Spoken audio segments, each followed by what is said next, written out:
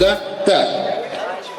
Так, ну идемте поближе, идемте поближе. Ну, вы наверняка знаете, вы же у нас полбийные экстрасенсы, знаете, что у меня вот в этом пакетике, нет?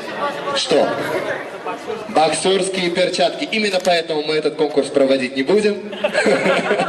И у меня к вам вот такая вещь. Да. Как вы думаете, что это такое? Вот он знает, да? Нет, это не то, что вы подумали.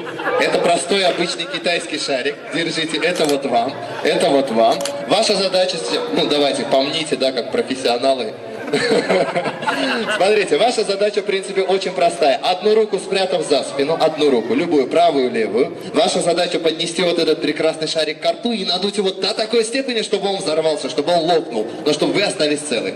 Договорились? Так, дорогие гости, кто из вас болеет за Рамаджон Аке? Ваши бурные аплодисменты! Зафар, заместитель Рамаджон Аке, значит, Зафар Аке, ваши бурные аплодисменты! О, это хороший знак, диджей болеет за вас. Таныш Былыш у нас, оказывается, есть хорошая вещь. Так, а кто из вас болеет за Акваляке?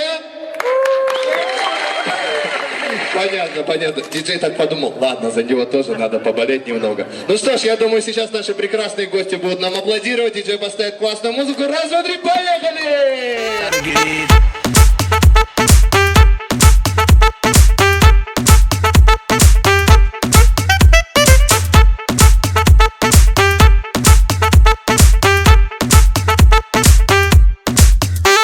С вас сейчас какие-нибудь хорошие, замечательные слова для наших прекрасных молодожен.